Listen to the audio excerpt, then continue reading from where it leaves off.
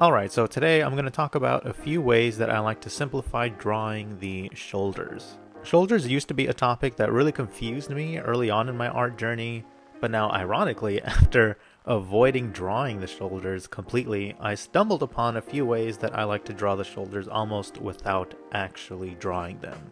Maybe it sounds confusing, but let me explain a little. So with that said, this is how I simplify drawing shoulders. So the first method is one that I use specifically to draw the rear delt, or in other words, the back of the shoulder. The use case for this is basically whenever I'm drawing the figure in a profile view or in a pose where the figure's back is facing us, or in any pose where the rear delt is visible. And that method is what I personally call the question mark method. So here we have a profile view of a bust of a character, and the first tip I'll just throw out there for how to know where on this bust to place the shoulder is to just draw a line down from the base of the head so that it lines up directly across from the clavicle. Now, why a line down from the base of the neck? And that's because the line, in this case, represents the trapezius muscle that attaches to the base of the head. And the reason why that's important is because the trapezius muscle attaches on the clavicle along the same path as the deltoid, which is also attached to the clavicle. Now from here, I'm going to represent the front of the shoulder with just a simple C curve. And for the back of the shoulder, I'm going to do it as if I was writing a question mark. Now, of course, two things with the question mark. One is that it's a backwards question mark, and two is that it's not quite the same as perhaps a typical question mark where the hook at the top is especially hooked like this.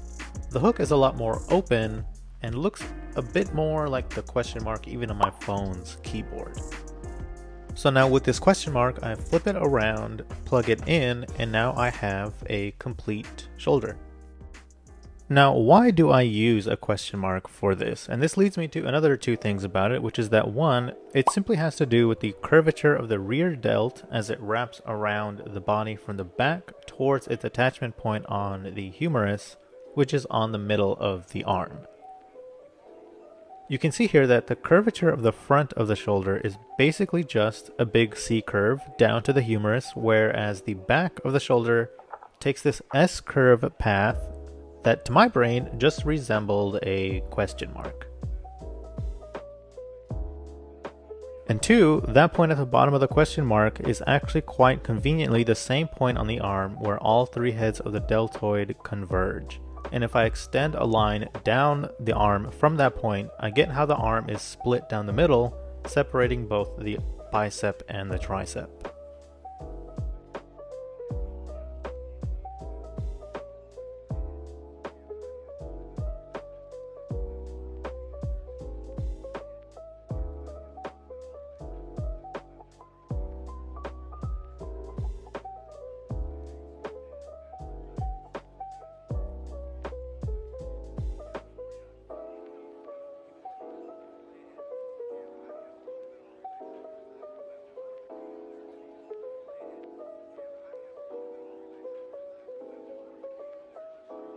If we look at this drawing of a figure from the back, these two lines here, in this case, will represent the middle delt, and where the question mark fits in here has to do mainly with how the rear delt attaches to the spine of the scapula, which is also where the trap is attached to.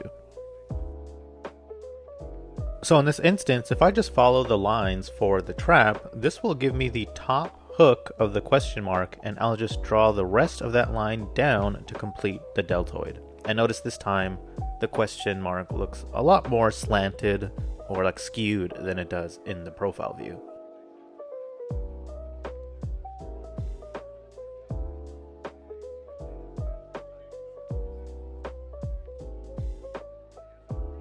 And this kind of works in reverse order too. For example, if I draw the whole deltoid first, if I follow the curvature of the top of that question mark, it gives me the same curvature of the trapezius muscle as well.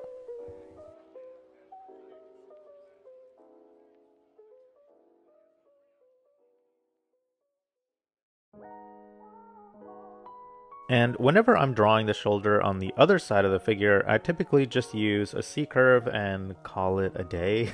Most of the space in here is actually the rear delt anyway, and this is roughly how the split looks on this side, with this shape being in red being the rear delt and the one in blue being the middle delt. We won't be able to see the front delt from this angle since it's on the other side of the figure, the front of the figure essentially.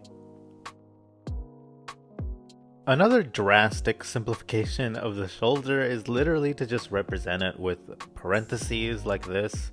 And in my experience, I find that both of these work pretty well when doing quick sketches or when you don't really want to think about the actual anatomy too much.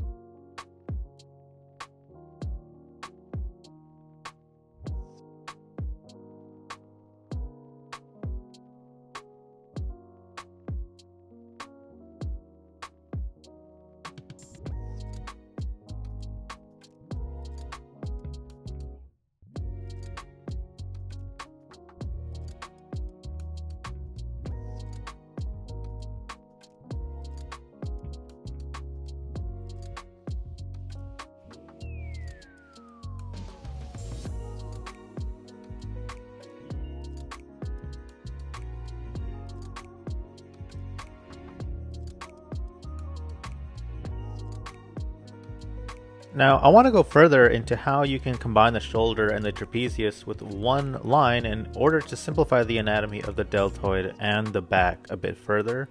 I will say, however, at this point, it starts to become less, air quote, scientific and more just personally intuitive in a way that may make this harder to explain.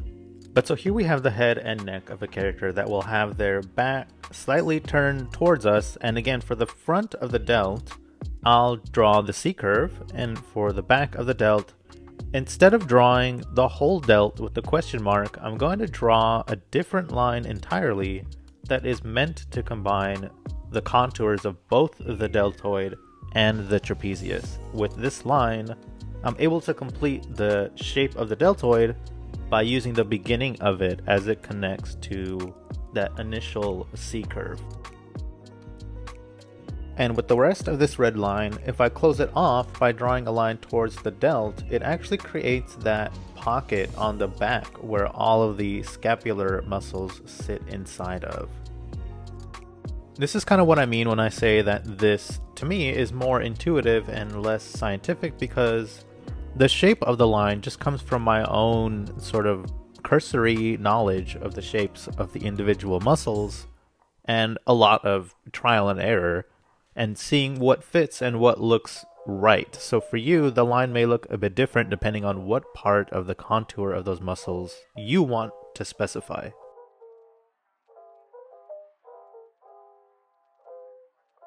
Another way to see how these two muscles can be combined is by looking at the back of a figure. For instance, I can actually trace the contour of the shoulder as it goes into the trapezius, essentially combining the two muscles together and describing them with one line. In fact, if I did this to begin with, I'll have lines that look like this, which may not look like anything now, but actually this gives me a pretty solid start to a drawing of the back of a figure.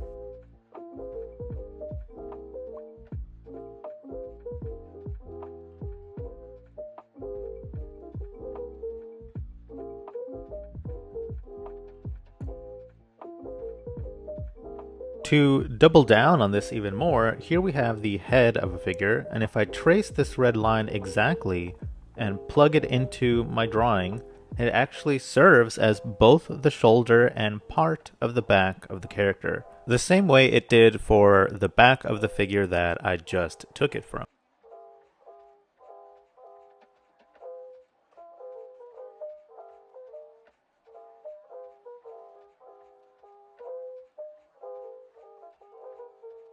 Really, the point of all of this simplification is just to show you that you don't actually have to draw every last muscle on the body for your audience to know what they're looking at. And in fact, something like this just looks a bit too crowded and overly described. For me personally, whenever I'm drawing shoulders, you only really need at the very least 2 lines. This one for the front of the shoulder, and of course this one for the back, which I can actually probably simplify even further to just a diagonal line like this, coming out to what looks pretty much like a series of lines like this. And I don't really know what this looks like to offer up a visual analogy, but essentially it's just a C curve, and at the end of that C curve is a diagonal line like this.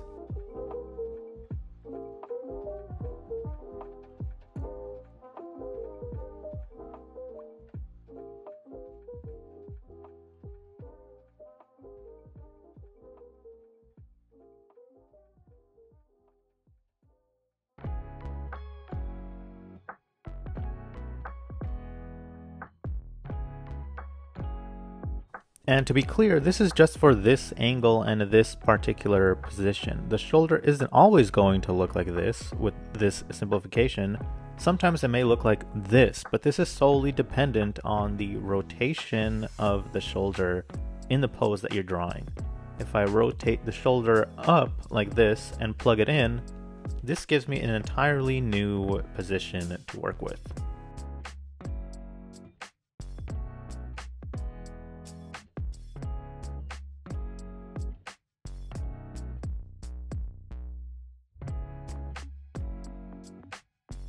It can also be used again to draw the figure from the back by using the shape to combine both the deltoid and the trapezius with the same contour.